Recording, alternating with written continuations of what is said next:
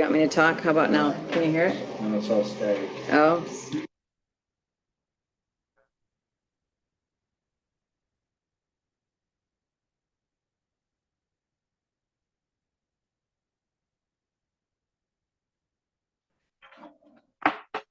Good morning and welcome to the County of Berrien. It's a pleasure to have you here this morning. A little bit of housekeeping as a reminder, any electronic devices, please turn them off or silence them during the duration of our meeting. If you have any materials that you wish to have given to the Board of Commissioners, you can do so by giving it to the Sergeant of Arms, which is Commissioner Jim Kern. If you wish to address the board during the appropriate times in our agenda, please do so by going to the podium, state your name, your jurisdiction, and you'll have 2 minutes to address the board. With that, we have Commissioner Dave Volrath, who will be offering the invocation for us today. Sorry, I don't know what your last name was. Volrath. And then we also have the Pledge of Allegiance with our treasurer, Shelley White, here to lead us. If you wish to, please join. Would you please bow your heads?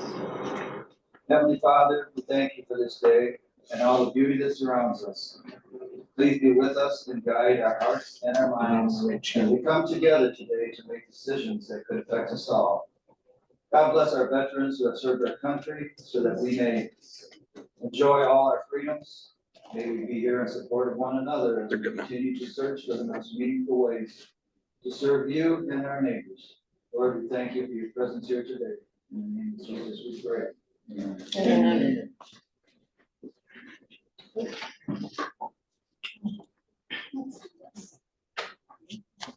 Oh. I pledge Allegiance to the flag of the United States of America and to the republic for which it stands, one nation, under God, indivisible, with liberty and justice for all. Thank you for that meaningful invocation and for leading us in the pledge this morning. Much appreciated. We now come to the part of our agenda for roll call. Here. Kern. Here. Freeland. Here. Harrison. Here. Hinkleman. Here. Jarrett. Here. Hot. Here. Pittsburgh. Here. Laura. Here. Warfel. Here. Yarborough. McKinley. Madam Chair, we have 11 present, 1 absent. Thank you. We have a quorum. With that, I'm hoping everyone received the minutes from the November 2nd meeting. And with that, I'd entertain a motion to approve those minutes. I'll make that motion. Support. So the motion was made by Commissioner Pitchford, support by Commissioner Volrath. Any discussion? Hearing none, all those in favor say aye. Aye. Opposed, no. Minutes are approved. Communications. We have 2 communications, resolution from Wexford County Board of Commissioners supporting Operation Greenlight for veterans received on November 3rd, 2023. An email from the Berrien County MSU Extension on the Michigan State University Extension's upcoming events in Berrien County received on November 8th, 2023. That's it. Thank you. I assume all of you have received those communications like I did. Okay. Thank you for that. We now come to the point, a little bit closer. Thank you. We now come to the point on our agenda for requisition review. This is a little bit different only because we had a bid opening that needed attention of finance before it could go through full approval for consideration at this time. Sorry, It's okay. Would you like for me to? I was covering finance, so I didn't have a chance to go change the requisition list for that resolution. So if you wouldn't mind if we can come back to that after we do the. Certainly, we can move on to the public hearing portion and then tuck in that requisition review just after that, if that would be all right. Absolutely. I'll go upstairs when Doug's doing his thing and get that done. Okay. With that being said, we will address that after our public hearing. And so we're going to have Doug come to present for us. But first we have to go into a motion to go into public hearing to close this meeting. All right, we have Support. motion from Commissioner Wolfel to go into public hearing, support by Commissioner Bell. Any discussion on that? No, this is a roll call. Curran, Yes. Harrison, Yes. Hinkleman, Yes. Major, Yes. Ott, Yes. Pittsburgh, Yes. Fall Rath, Yes. Warfel, Yes. Scarborough, Yes. Bell, Yes. Freeling, Yes. motion carries. All right, we are now in public hearing on the 2024 annual budget for Berrien County. And we have Doug James here to guide us through that document. So, Madam Chair, Okay. Go ahead. as Doug gets started, just note that the Finance Committee spent roughly 3 hours on the review of this document. So we've asked Doug to try and summarize this. You can get a copy of it up. I'm working on it. I'm we're working on getting the copy up for the display up here. So That's it You right might there. have had an extra one plopped in front of you. as we're waiting for the display, just note that yesterday we noted to the Finance Committee that the budget document was assembled after completing a total of 56 meetings with various departments, elected officials, and appointed staff. We've made every effort to bring forward a balanced document that is a heavy focus on capital improvements. So as we get this display up in front of you, there we go. What you'll see today is just a rollout of a very, very large number of deferred maintenance projects to be completed, and then a heavy implementation of computer system upgrades. All right, Doug, did I buy you enough time? Yes, you did. Thank you very much. Excellent Appreciate work. that. There we go. Doug James, Financial Services. Good morning, everyone. What we're not trying to do, what we want to do today is communicate to you the budget that's proposed for 2024. There's a resolution that we'll be going through that you will be approving, or I think it's next Next. Thursday. Okay, so you will have a little bit of time. If you folks have any questions between now and then, we'd be happy to entertain any questions that you may have, either Brian or I or Ben. So, okay, with that, we'll just kind of move into this. For 2024, we have a budget for primary government. So that excludes land bank, brownfield, drain commissioner, and I think if there's anything else. Building authority, thank you. No, building authority is in there. Anyway,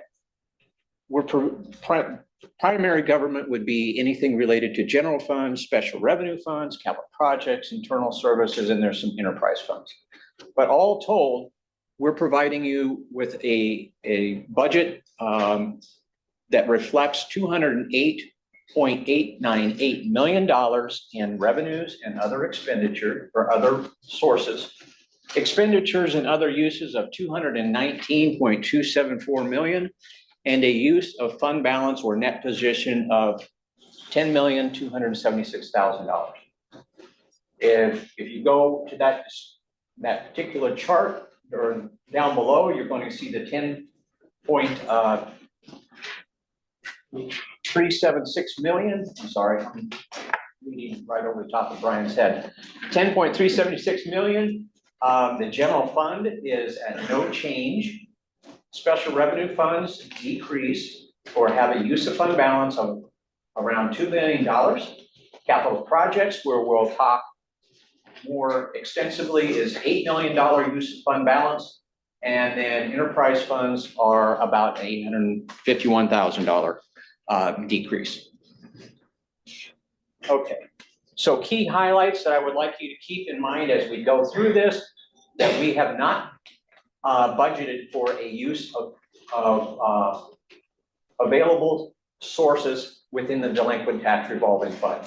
The delinquent tax revolving fund increases $1.838 million from normal operating activities. Normally, we would draw off of that to support the general fund. This year, we budgeted $1,225,000.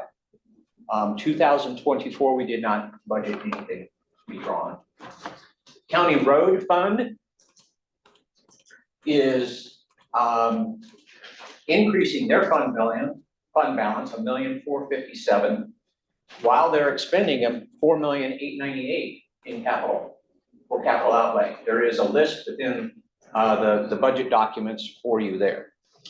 Capital projects, expenditures are budgeted at $12,191,000, which is covered by a transfer from the general fund of $3.9 million and a use of fund balance within the capital projects fund of $8.3 million.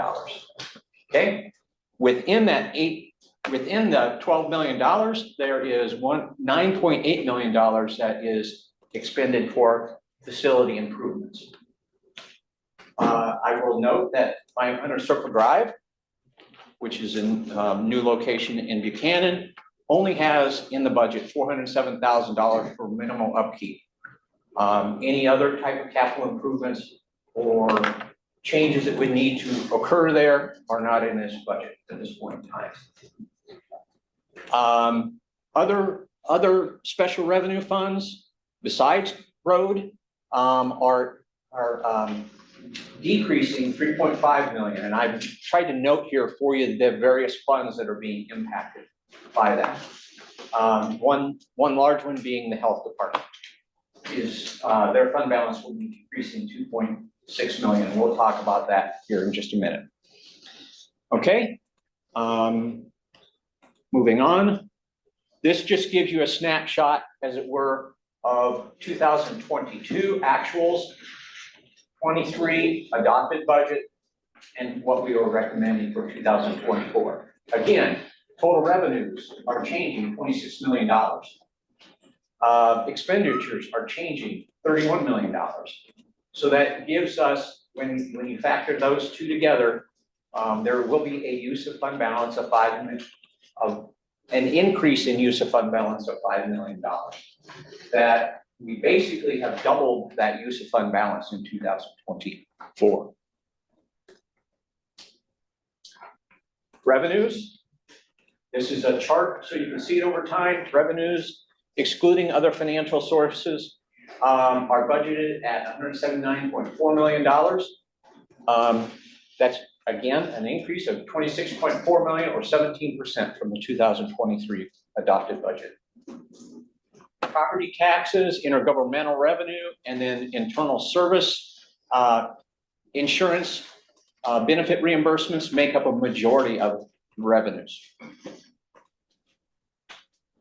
Property taxes increased 5.9 or 5.8 million. I'm going to round here, or a little over 10%.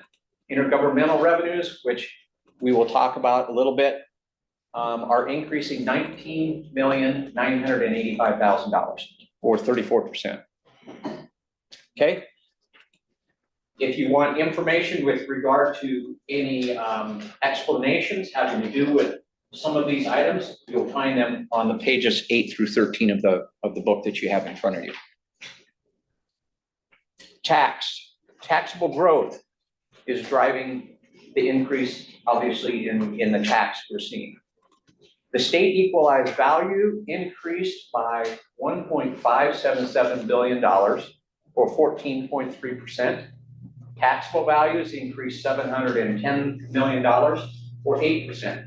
So you can see the beginning of the hockey stick. We hope it continues. We'd like to think it will, but nevertheless, we've tried to reflect here what's going on for you so that you understand. So that translates to the resolution that you will be approving lists the tax rates for you in the resolution, and that translates to current tax revenues of $58,100,090. Yeah, $58,100,000. I'll round. General operating millage is $47 million. You can see, you can kind of walk down through this. Senior centers are $2.8 million. Public safety is 3.2. 911 is 4.1 million. Okay. A 10-year history of the millage rates is listed in your book. And I tried to show you the mills versus the authorized mills so that you can see that here. Tax revenues, again, are budgeted at 61.667 million, which is 10% of primary government revenue. That's an increase of $5.8 million. You're going to see that that general fund, which is the first line, is $4,645,000 increase. Okay, that's the majority of your overall increase.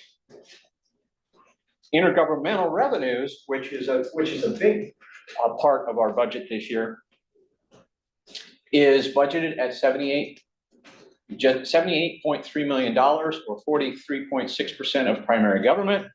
It's increasing almost $20 million. ARPA makes up about $8.6 million.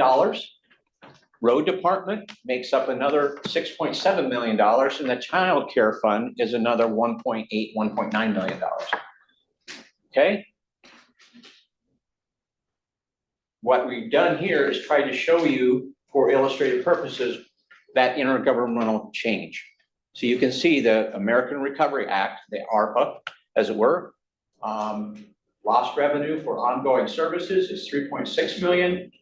Broadband is 915,000, and then there's an EDC grant program of 2.1 million, and then the tower is another $2 million. Walking down to the bottom, the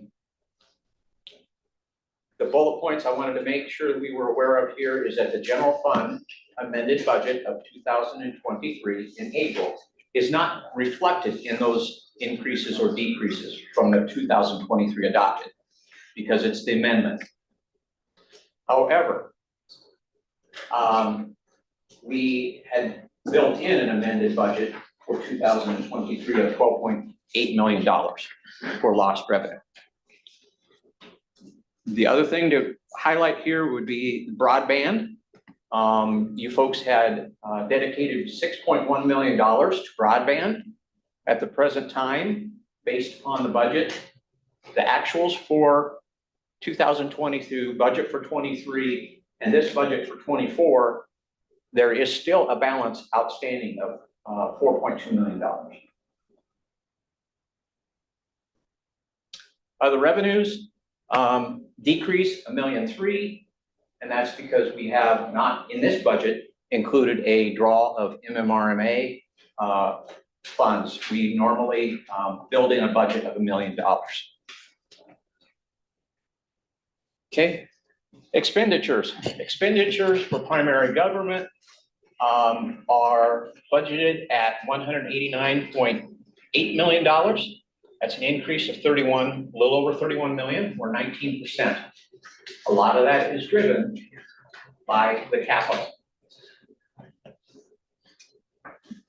Salaries and wages, benefit costs, road construction, and so forth, and capital outlay make up about 84.7% of the total expenditures. Personnel costs increased 4.5, almost $4.6 million, and capital outlay increases $15.8 million.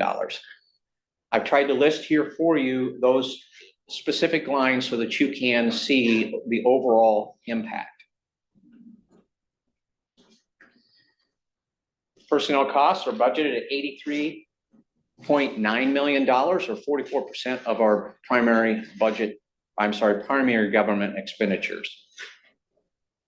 2024 has a budget, in the budget includes full-time equivalents of 840.7 employees. That's an increase of 28 from the 23 budget. And I've tried to list there for the changes that are occurring. Personnel costs, again, salaries and wages are increasing $2.7 million. Benefit costs are increasing $1.9 million.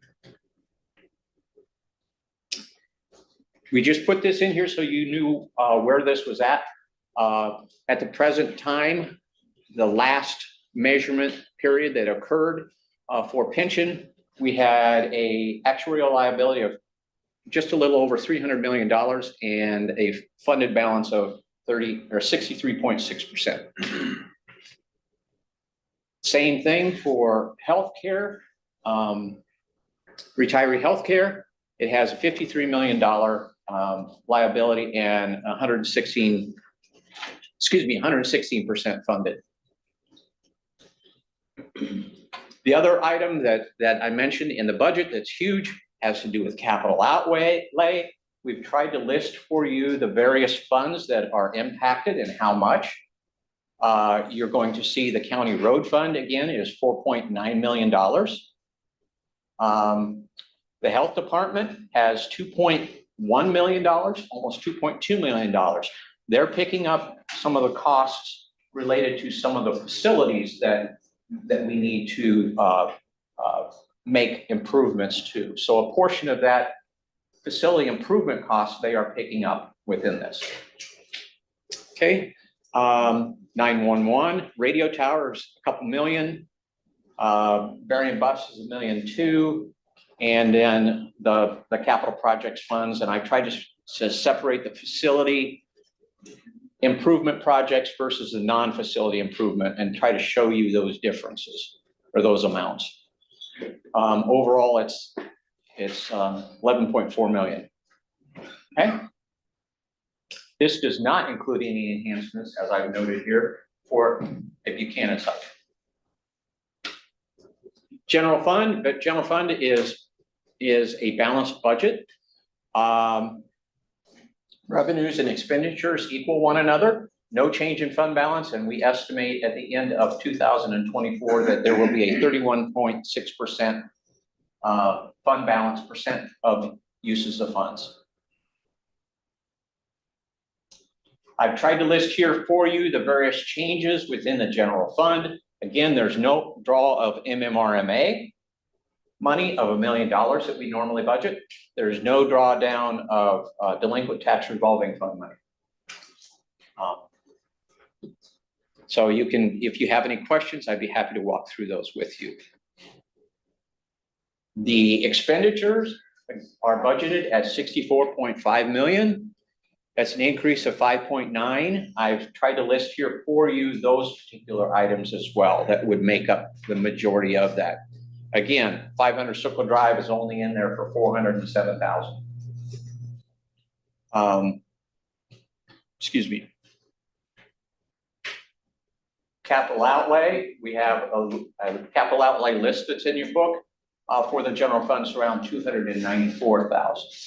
Okay, you can see what those amounts or what different items are requested, I guess. I'll say it that way. A list of 2024 appropriations to outside agencies is also listed, and it includes 915,000 for broadband.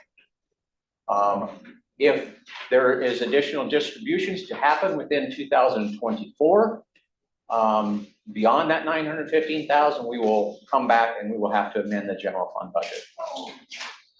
Okay. Contingency is budgeted at $1.6 million.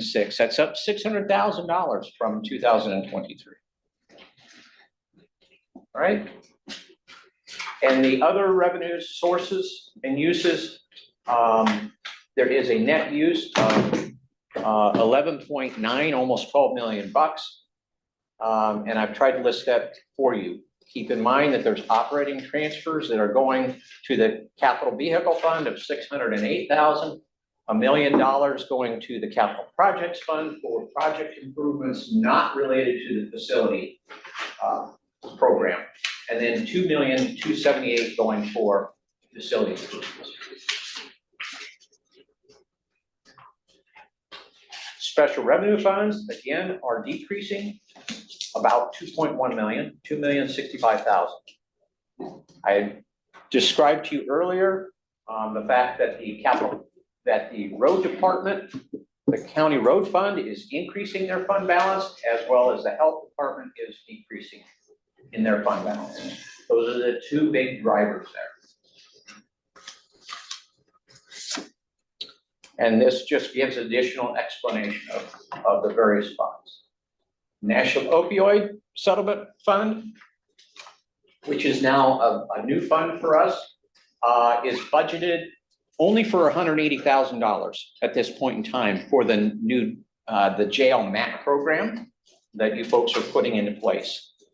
The balance of the funds that are available at the present time that we have in hand are about $905,000 above that 180 commitment. Okay, so you folks are aware of where that's at. Capital projects, again, we're going to expend $12.2 million or $12,191,000 and a use of fund balance of $8,255,000. I tried to list here for you some of to give you an idea, really, for the facility enhancements. In that middle section there where it says facility enhancement funds, your 2023 and 2024. We will have an inflow of funds in 23 that will remain at the beginning of 24, and then they will be expended out of 24. All told, at the end of 24, we estimate about $132, almost $133,000 will remain. And if for some reason there are unique or emergencies that may come up, the fund balance that's budgeted remaining in 2024, at the end of 2024, is about $150,000. That's all that's left for vehicles and capital. Internal service funds are improving, $795,000. And I've listed here highlights for you. Again, we're not drawing anything from MMRMA. Enterprise funds are decreasing $851,000. The delinquent tax revolving fund, however, is increasing. As I mentioned earlier, I think it was $1.8 million. Is that the number? Yeah, okay. Was increase $1.8 million. So we're seeing offsetting expenditures elsewhere. At the present time, we estimate that at the end of 23, the net position will be $30.7 million. And that we estimate that about $4.1 million would be available for immediate use if we needed to. That's based upon some formulas that have been developed based on MCL. Yes, thank you. Okay, so what we're providing you with today is a budget for your approval, $179 million in revenues, $179.4 million in revenues, expenditures of $189,779,000. All the transfers that go between the funds of around $29 million to support grants or programs of some type. And then a use of fund balance or net position of $10,375,000. With that, a copy of the budget is provided for you on the county website. It should be there right at the present time, as well as a copy of this presentation. Are there any questions? Thank you, Doug, for the work, both you and staff. And Chair of Finance would like to speak. Thank you very much, Doug. Thank you for this hearing and for the information. And as Doug said, it's on our website and you can get in touch with him to ask more questions. I'd like to thank also our Assistant Director, Ben Reynolds. And one of the things that happened, we had our committee was here, but we also had department heads or someone representing different departments, so that as we went through this budget, if there were questions or we wanted to know why did you do that or why is that there, they were able to add to it. And so, and our assistant, I'm sorry, our administrator, Brian was here, so we had all the answers that we needed, and I thank you so much for the hard work, and I'm thankful we have this money to move around, so thank you very much. Thank you. Are there any other questions, comments? Commissioner Bell? Two questions. So, first, I know we touched on it, at yesterday's, budget hearing, but, Brian or Doug, or Ben, could you speak to, the situation with Cook Nuclear Plant, and how that would impact our budget, whether it's for 2024 or just moving forward? Sure. So the board's aware that we are going through a tax appeal related to the Cook plant. It's a unique situation in that the appeal is led by the local unit where the plant is located. So it's driven by Lake Charter Township. This appeal seeks a significant reduction, roughly a 30% reduction in the value of the plant. If under that hypothetical, the state agreed with the Cook plant's valuation reduction, it would have an immediate impact of roughly $3 million, between 3 and 3.5 million less flowing in the form of tax revenue to the county. The bigger issue on the Cook plants is that it impacts Lake Charter Township, it impacts Berrien County, it impacts Bridgman Public Schools, it impacts RESA, it impacts Lake Michigan College. So it's one that's a unique situation where the township drives the defense. We then, as the other local units affected by the appeal, we have entered into an agreement where we're sharing in legal expenses as we assert that the value is appropriate.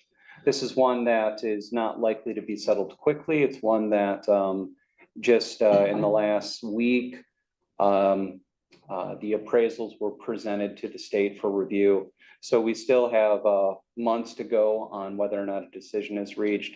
And to speak to whether or not the issue will be settled at some type of compromise, it's too early to say. But that is a looming issue, and it's something that we're keenly aware of and continue to follow.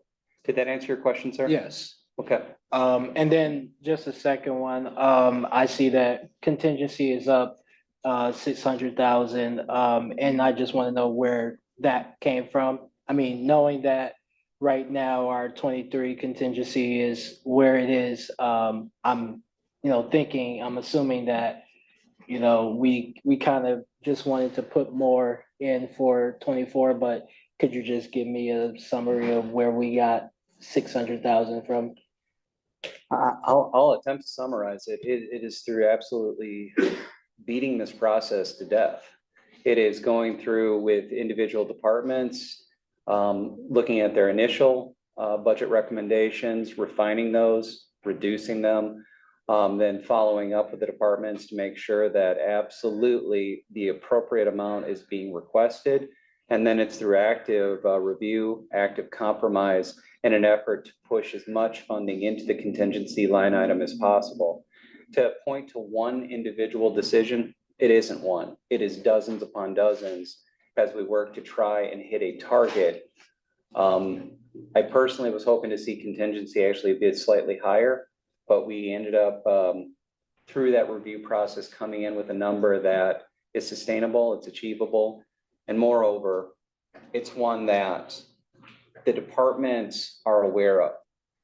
Through those 56 meetings, we actively talked about the goal here was to avoid significant drawdown of delinquent tax. We actively talked about the desire to try and bring forward an extremely healthy fund balance, and then the absolute target of not drawing down fund balance, not drawing down savings to make this budget a reality.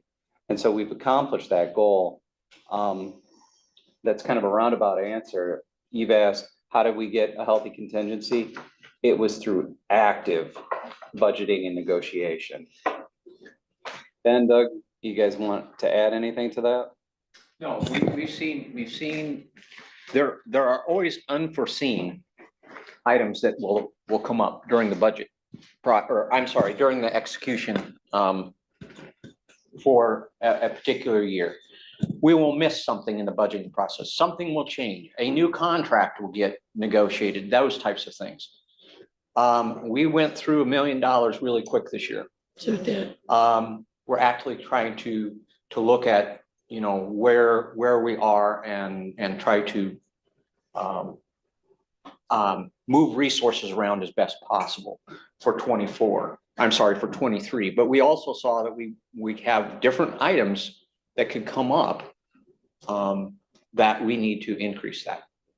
So Yeah, answer that your helped. question. Yes. Commissioner Harrison. That makes So it's safe to say that given the breadth of the budget and the complexity, this is more of a roadmap of where we think we'll go, knowing that we might have to take some changes, make some changes down the road. This is our best shot at a roadmap, I think, right now. There was a lot of cooperation, a lot of collaboration that occurred that I don't feel like we had as much collaboration with various departments as we had. We had more this year than we have had in the past. So this is a roadmap. If there are incidences that come up, things like we had talked about, the question came up about the nuclear plant. If something happens there, we're going to have to make an adjustment if it's going to impact this year. If we have some other developments that come up, yes, we will have to adjust. A good example would be, we know we're going into union negotiations with the folks working out of the sheriff's office and the jail. If those negotiations move quickly, without a doubt, we'll be back doing some type of mid-year adjustment. But there's a lot of unforeseen out in the other year. We've intentionally tried to go heavy on contingency and then not tap any of the other funding sources. The board, we've been talking about the Raffaelli decision for at least 3 years. That's one that is still looming to say whether or not we actually reach a settlement amount on properties that tie back to delinquent tax issues. If that were to occur in 24, we've ensured that that Shelley's operation, the treasurer's operation, has funding in place to pay that. However, I'm not sure we will actually have a final number in 2024. I think there's a chance that we could still be talking about that issue in 2025. But we've gone into this budget cycle with the target of making sure that should those decisions come due in 24, that we have the funding in place to pay for them. Commissioner Pittsford.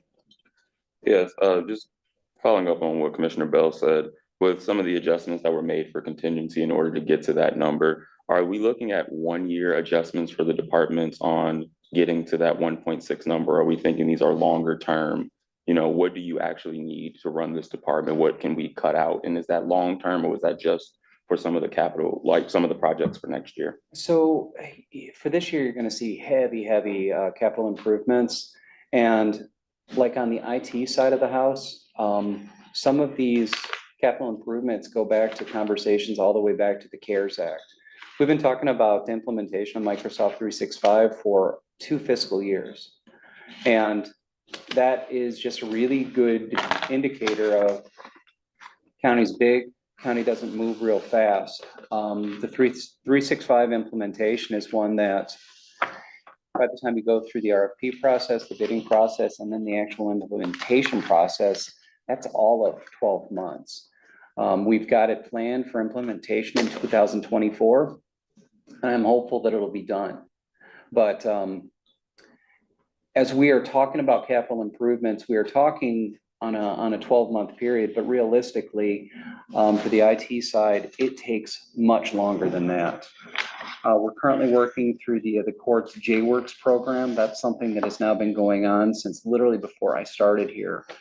So that goes back to the summer of 2020. We're hopeful to have it implemented and fully running over the next 6 months, but that's another example of this stuff doesn't happen quick. On some of the other capital improvements that, or I'm sorry, some of the purchases that were initially requested, there's definitely a give and take back and forth. Sheriff's office is one that they have to have minimum staffing standards. They have to have a minimum number of vehicles to ensure that the staffing is appropriately being managed. Between myself, the sheriff, the undersheriff, we had a series of heart-to-heart conversations on, okay, you've got to have X number of Tahoes.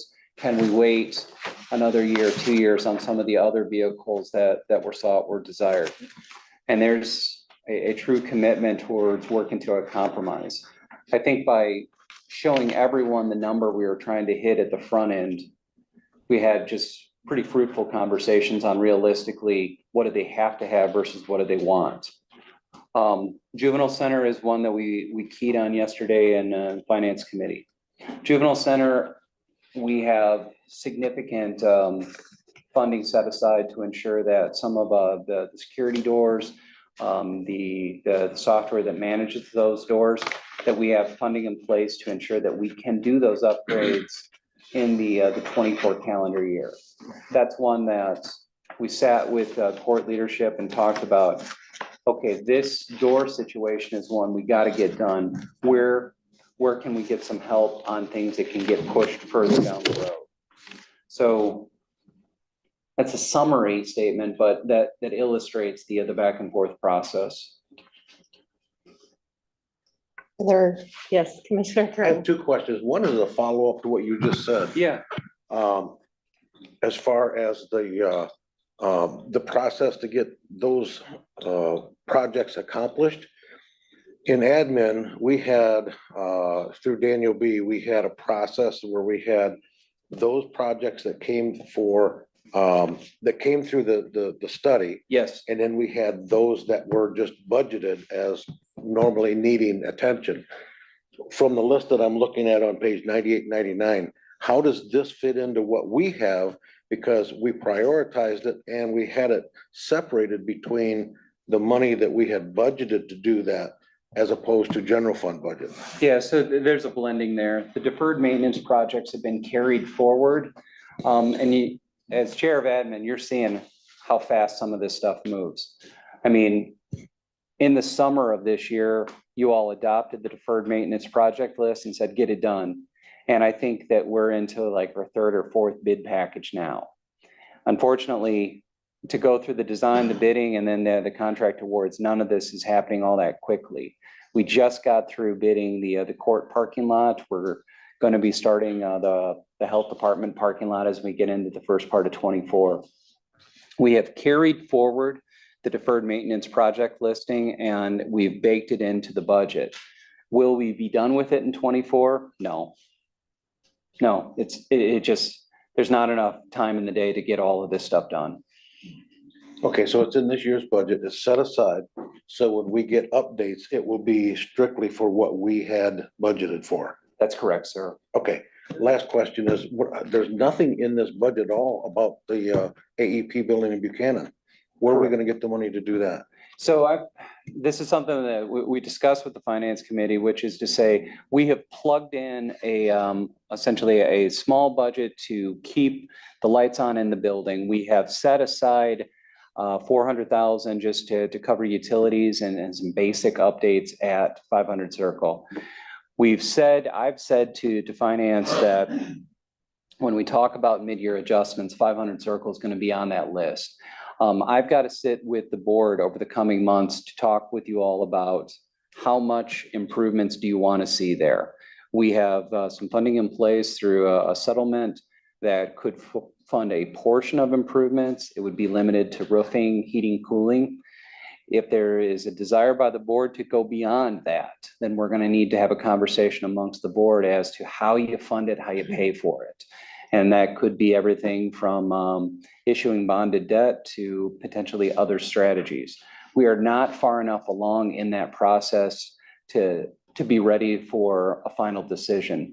What we did was we plugged in a number that covers the utilities and accepted that we will have to do some type of mid-year adjustment based on the feedback of the board as to what do you want to do with the building. Okay, thank you. Yep. More questions? It's not a question.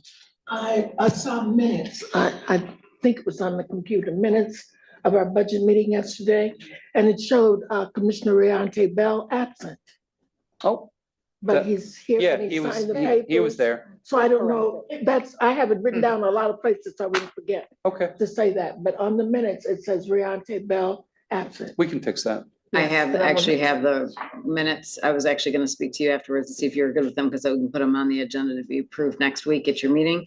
I'll make sure that I get that changed before they go out. Okay. Yep. Yeah, totally. Thank you. Yep. You're welcome. But I don't know where I saw it. Are there any other questions from the commissioners before we open the public hearing up for public comment? No, okay. So at this point in time in our public hearing, we open it up for public comment related to the 2024 budget document and what's been presented. Is there anyone from the public that wishes to address the board? Sir Hager. Now, I asked for a copy of that. She told me, look on the internet. Now, why do I have to look on the internet? What, 150 pages? How am I gonna find anything on there? We're spending all day there looking for something. This way, there's an index right there. I don't know why you don't print up a few extra copies for somebody like me. That somebody had asked for it, instead of telling us, that's an insult as far as I'm concerned. Look on the internet. Here's the address. They give you the address right there. But I don't want that. I want something right here. So I object to that. So I want a copy of that, okay? Thank you. Thank you for your comments. Are there any other comments from the public regarding the 2024 budget? Right, hearing none, then I would entertain a motion to close this public hearing. So moved. Moved by Commissioner Harrison, seconded by Commissioner Pitchford. This is a roll call. Harrison, Yes. Hinkleman. Yes. Majerick, Yes. Pittsford, Yes. Walrath, Here. Worrell, Yes. yes. Yarborough, Yes. Bell, Yes. Curran, Yes. and Freeling. Yes. Motion carried. Commissioner Ott, left for personal reasons a little before 11. So we have 10 yeses, so we are closing the public hearing. Yes, that's 10. I'm counting, correct? Yes, Yeah. you're correct. Thank you. My teachers would be so proud. So we are closing the public hearing, reopening the regular board meeting. And now at this point in time, we are going to do requisition review with Annette. Thank you very Thank much, you, Ben. Ben. Thank you, Doug James. Please thank the rest of your staff. Thank Much you. appreciated. This will be considered for the full board's action for next week. Annette? So I laid a copy of the requisition list that was upgraded. So the change on here was the very first item under the requisitions. It has Co-Alliance as our fuel supplier.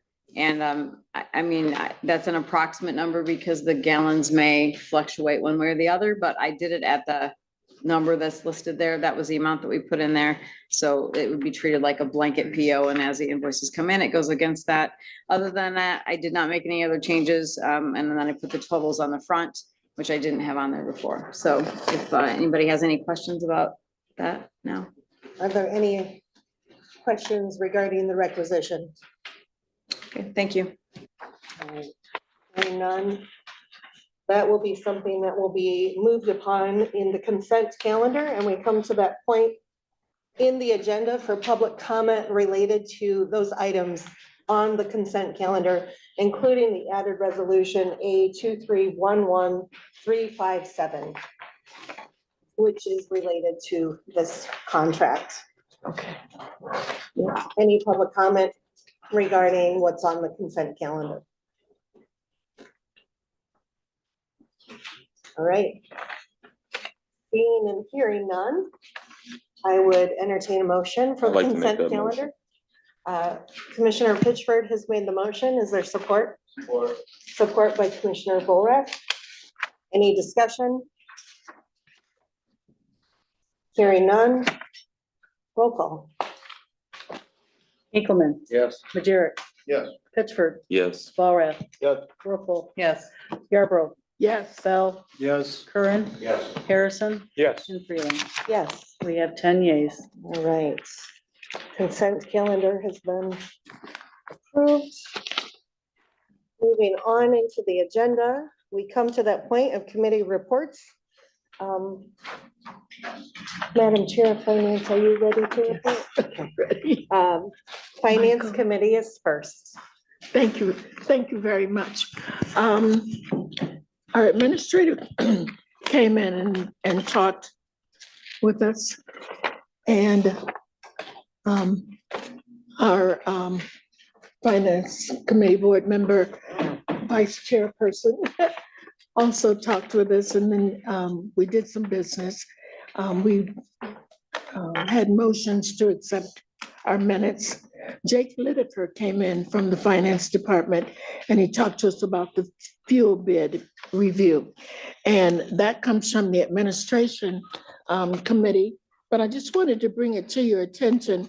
We wondered, this gas, we have to do it immediately, and we wondered if it was less this year than last year. So Jake gave us copies, and I'd just like to share with you, and I have it right here. I'm trying to be in order.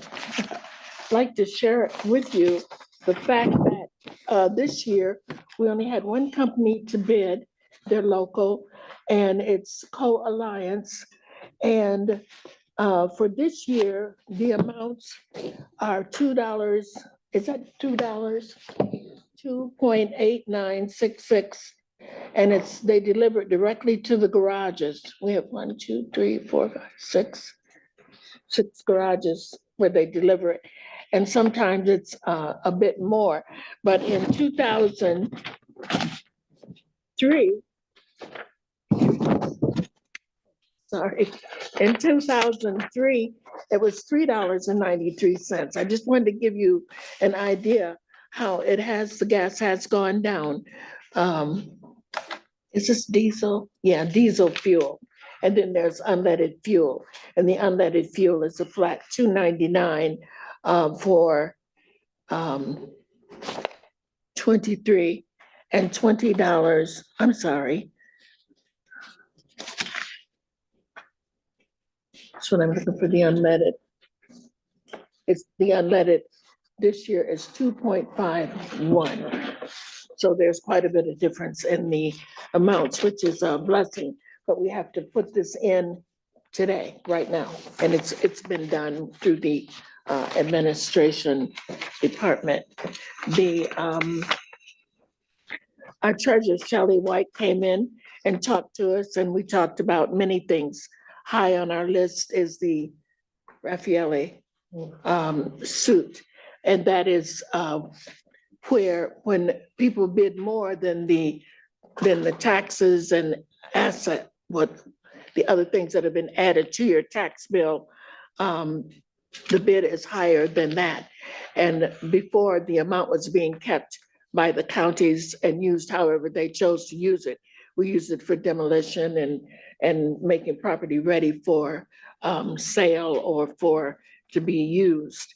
And so now with the courts, it's just a lot going on, and people are going together, making it a stronger, I guess. And we've gone together also with other counties and, whatever needs to happen. Also, treasurer told us, just gave us an update on our investment.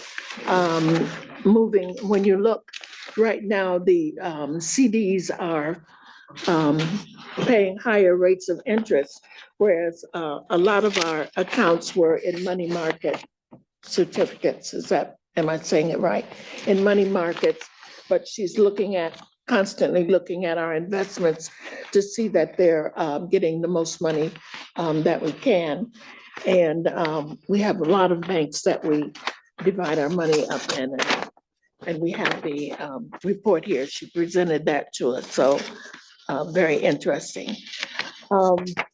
I'd like to tell you about, there are a number of things that Annette needed to bring to our attention.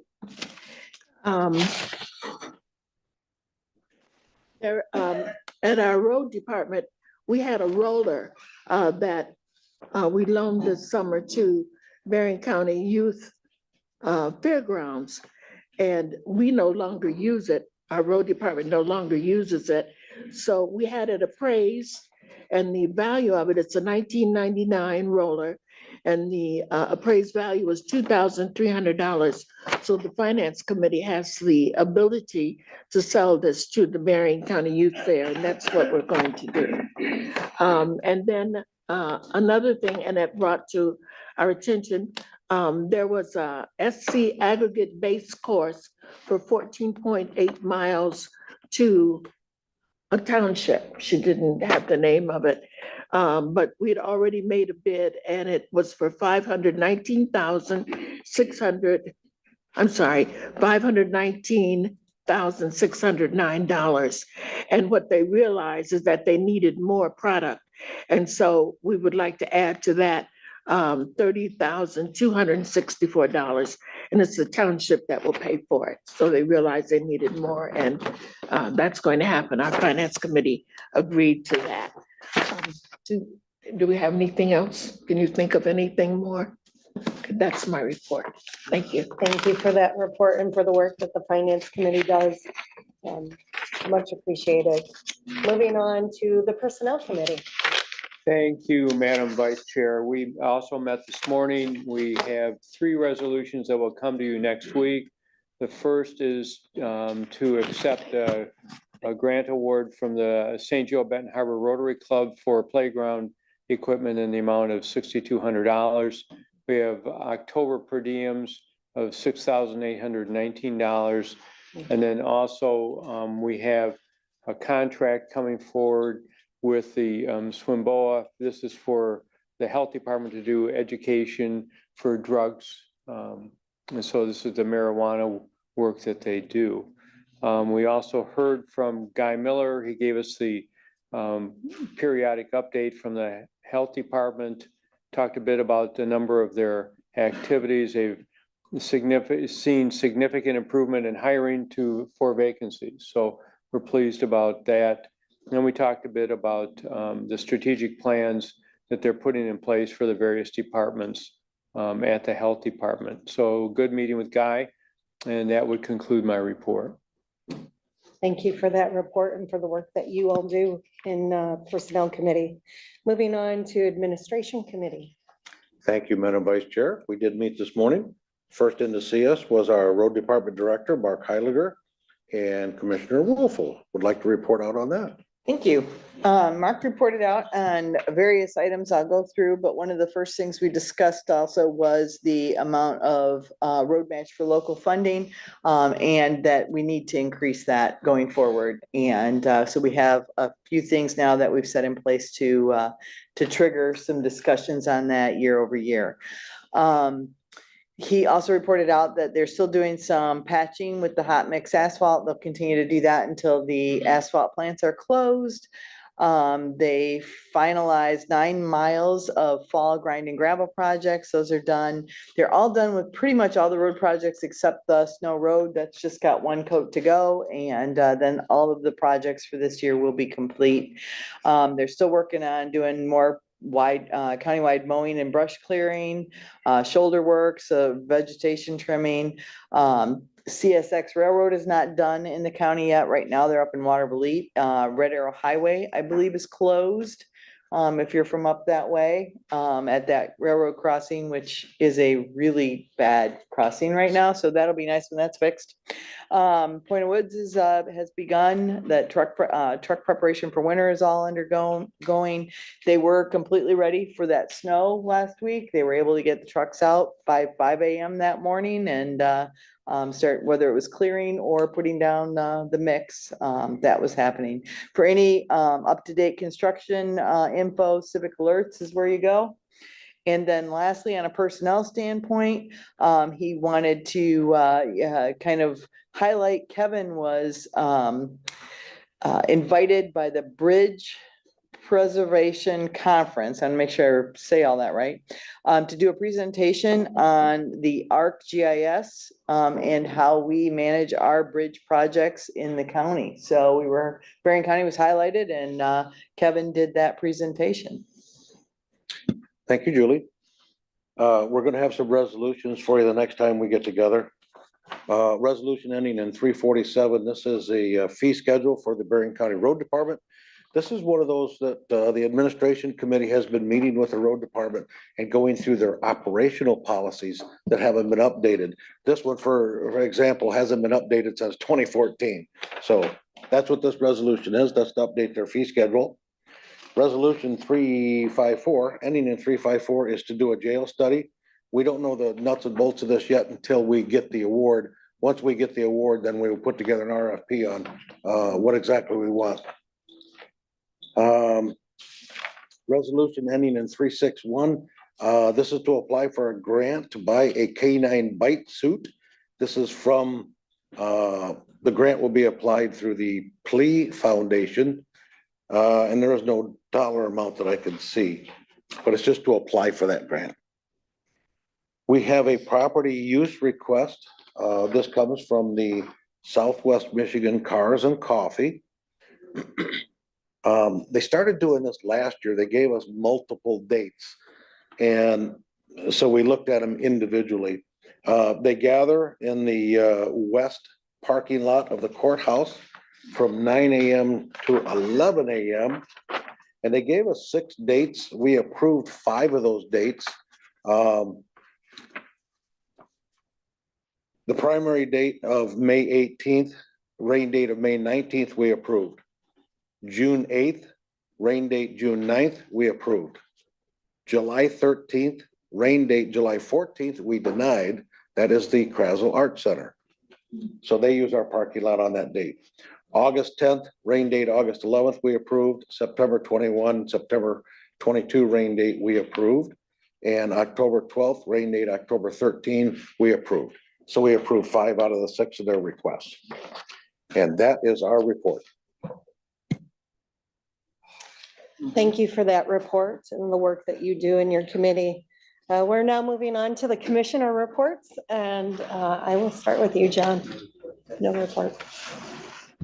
I'd just like to say, despite what the current minutes may reflect, I did attend the finance committee meeting yesterday, and just one takeaway that I would just like to reference is the collaboration with our department heads along with our administrator to really work with our finance team to really present a working budget to the full board. And we have a few of our department heads here, Shelley White from the treasurer's office, Laura Freeling from Register of Deeds, and our sheriff. Just huge shout out to you guys, and also shout out to Guy Miller from the health department and the collaboration that we have with them. I really appreciate the work that you guys do. And also I attended a presentation at the Boys and Girls Club yesterday where I talked about what it's like being a county commissioner. And the kids are excited about local government, which is always a good thing in our community. And that concludes my report. Thank you. I attended the meeting of the Human Services Coordinating Council via Zoom. A meeting to talk about the jail medical program and then also the Pokagon Health Board. Thank you. I attended LEPC and I attended the policy workshop. That's right. We had our finance and general government up in Lansing. And we got an update mostly by Dina, who was giving us all the information we got from Mike this morning. It was as good a news last week as it was this week. So, and we also had a presentation by Ann Surink, who's an attorney for many years and on FOIA and the legalities and things like that. So we had a real nice presentation from her. A lot of questions, a lot of discussion by our committee on all the things happening up in Lansing right now. So keep up to date with MAC and what they're asking us to do, because there's a lot of things going on that we need to respond to as quickly, as we can, because things are moving fast. After today, they won't be moving at all, but that's all I'm for. Thank you. I attended the public or the roads meeting a couple days ago. As Jim had mentioned, I also attended the finance budget meeting yesterday. I think I was the only non-finance person there or commissioner there. So I do encourage everybody next year, if we follow the same process, because that was a great way to really get more in-depth and to get a lot of questions answered at that time. After that, yesterday went over to Michigan Works, and we had our Michigan Works meeting yesterday, update on unemployments in the area. Michigan unemployment's at 3.9 currently, which is up this quarter and this month, I believe. Berrien County has still above the state average, and we're at 4.2% with 2,200 less people in the workforce in Berrien County year over year. So that's a disturbing fact that came out of that meeting yesterday. That's my report. I forgot to include the LEPC, which I'm the chair of, so, yeah, I attended that with Jim and Julie, but we had our normal business, and then we approved our calendar for next year. And also, we said goodbye to Sheriff, because it was his last meeting with us, and everything involved there, all the people he's hired to make this happen, so it was much appreciated. And I'm not Jeanette, we didn't have a cake, but we we said our goodbyes to the sheriff, so all the work he's done for the years. Nothing to report. We have Brownfield at 12:30 today. Auto Grow. Auto Grow.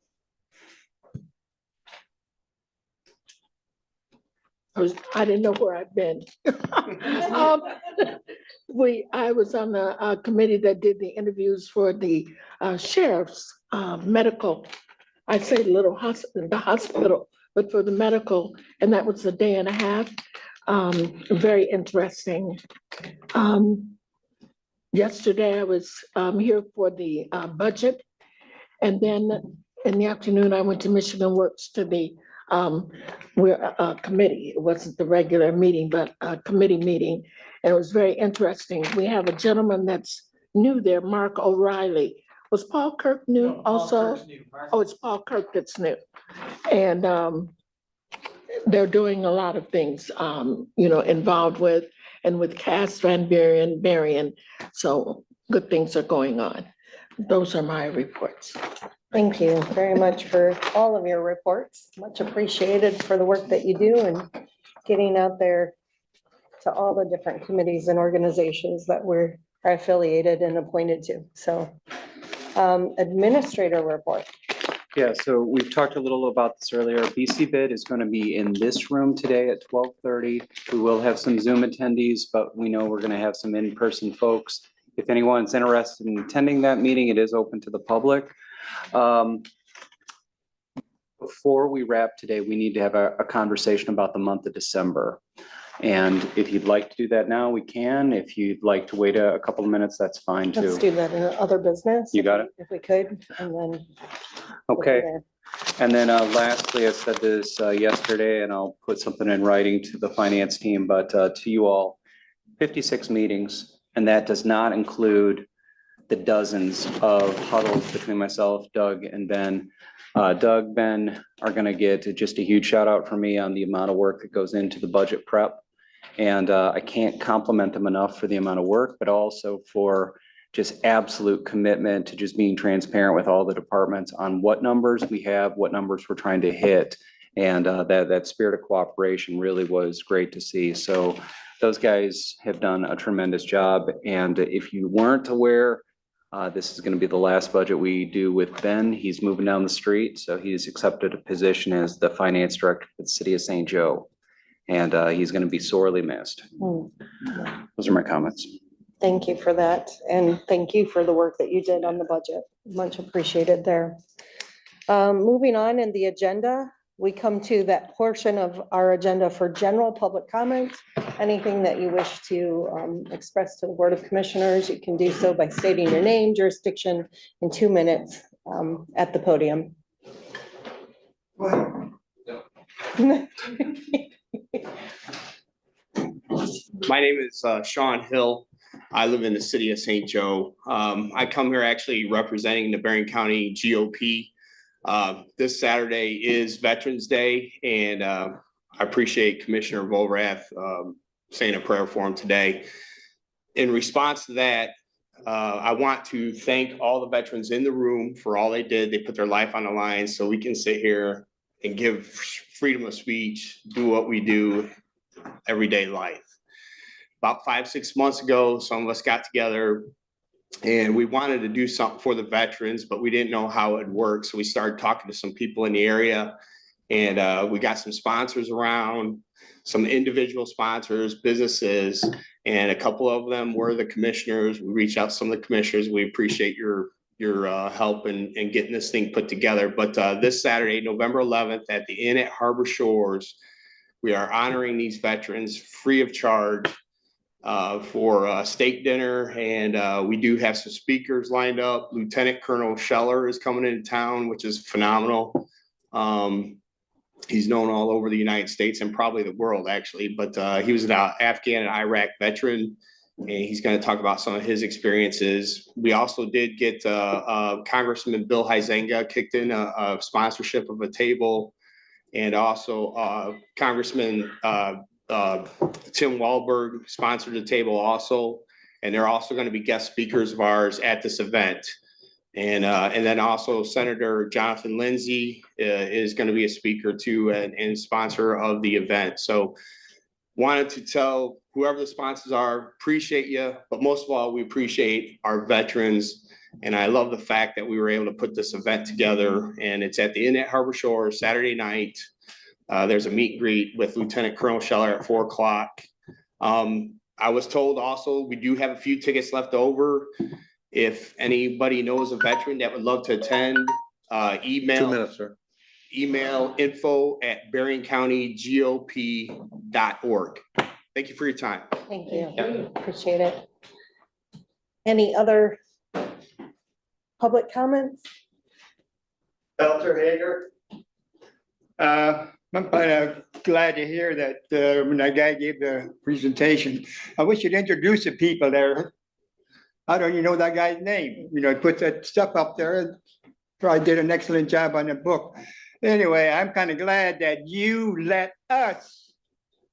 Usually you don't do that. When somebody comes in here and presents something, you know, and then we got to wait the last 2 minutes where I can question whoever was giving something there. This was just a good idea. That's why I was asked him about that. Plus, I did not see, I asked for $1,500 for a fountain, remember? With filter, water filter, you know, and the water coming out of there, and you change the filter once in a while. No, I think I gave it to somebody here. It's about $1,500, the kind that they have at the South Shore Racket Club. You know, you put your bottle of water under there and it comes out. Also, as long as I'm talking about the fountain, when I was down at the beach, there's right next to the restroom there by the statue, there's a fountain. It's a double decker. By that, I mean, there's one up here and there's one down here. Well, that one at the top didn't work. So as long as they're fixing this, tell them to go down there and fix that too. No, down here, they got a triple decker. They got one here, they got one here, and that last one for the dog, right? Well, they don't have one down there because no dogs are allowed, okay? Thank you. Thank you for your comments, Mr. Peltzer. Oh. Anyone else from the public wish to address the board? General public comment. Oh, I would just add Sheriff Paul Bailey, Eau Claire for the last 20 years recognizes the veterans too. That's where I go every year. I appreciate the Republican Party. Somebody else in the county, because it's always been Eau Claire. You know, they get 200 veterans there, they feed them, and then they have a guest speaker. So the more places we have that veterans can go and be recognized is a great thing. So I thank the GOP for doing something in St. Joe, but for the last 20 years, they've done something in Eau Claire. It'll be at the Eau Claire High School Saturday at 7 p.m. The dinner is from 5 till 6:30. Thank you Just for wanted to that. update you that there's another place to go to. It's good to have two places. Absolutely. We have many veterans in the I'm from county. Berrien Township. Thank you. We appreciate you sharing your jurisdiction. Columbus School also has veterans breakfast every year that many dozens of veterans come to and is served by the children and the teachers and staff, so. If he's gonna talk about the Beavers, go Comets. And Stewart Elementary in Lake Shore is having a luncheon for veterans It on is. Friday. It's a school mascot battle going on right now. I don't think any of us would argue that we should always be giving thanks to our veterans and for all that they have fought for to protect the freedoms that we have here. So I'm glad that there are many different events throughout our community that honor and celebrate them and what they have done for our country. So thank you for sharing that. Any other public comments? All right, hearing none, we will close public comments and we will go to other business. We need to discuss December calendar dates to close out our meeting schedule. I think that was left kind of open when we set the calendar. So Annette, I'm going to turn to you if you could help Sure. So guide this conversation. currently we have it posted that you're meeting every Thursday in the month of December. Mhm. That's the way that it's been put out there by the clerk. It's just a revisit of that to make sure sometimes you guys get rid of a meeting in December for the holidays. And that will affect the flow of paperwork, requisitions, resolutions, that kind of thing. So the sooner we could maybe have that conversation, the better that would be. So. Is there Go a ahead. desire to keep the meeting on the 28th? Changes or December? December 28th. December 28th. 3 days after Christmas. But we did have Holiday. finance meet at Yes. some point, so I would be happy to have them meet, but the 28th. I think finance needs to, We can stay in that posture. we're not needed, we're gonna take it. Is there general concurrence that we cancel the 28th? Yes. And if finance is needed, we would then just schedule Yeah. finance for close out of the fiscal year? Yep. Sounds good. We've never had to come, but I'm always available. I'd point to the board. You can see a tear rolling down Annette's cheek right now. I see it. I really wasn't going either way. I just needed we Just just needed need to to know. know. That's Well, all. she knows. I really, All right, so there is a general consensus. The December 28th is going to be canceled for 2023 for business for this board. If the finance committee is needed, they will be called into action. All right, so we will make note of that and get that posted appropriately. Announcements or reminders, county facilities will be closed this Friday, November 10th in observation of Veterans Day. There is no Board of Commissioner meeting on Thursday, November 23rd in observation of Thanksgiving. County facilities will also be closed that Friday, November 24th for the Thanksgiving holiday. There is no Board of Commissioner meeting on Thursday, November 30th, because it's a fifth Thursday. And then just a little bit more for today, BC Bit for broadband meets here in this conference room in a half an hour-ish at 12:30. And Brownfield will be at the Otto Grau meeting room just down the hallway for their meeting at 12:30. Yes, Commissioner Land Bora. Bank is gonna meet on the 30th, even though the commissioners do not meet, and it's gonna be at 1 o'clock, I was told. Okay, and Land Bank, Because we got official business. we need to do. And Berrien County Parks meets next Wednesday. okay. Is it the 15th or something? Next Wednesday. Next Wednesday is the In 15th, Berrien Springs at the historic Gold courthouse, okay. So Parks will be next Wednesday, Yeah. Historical 1 p.m. Courthouse, No, 1 at 3 o'clock for a tour if you want to, and 3:30 for the meeting. okay. And then 1 PM on the 30th for Land Bank, Yeah, right here. here. Thank you for those updates too, because we don't meet it again. Correct. So thank you all, and I hope you have, we'll see each other next week. Yeah, so I'll save that well wish for that week, but I hope you all have a great rest of the week and thank you.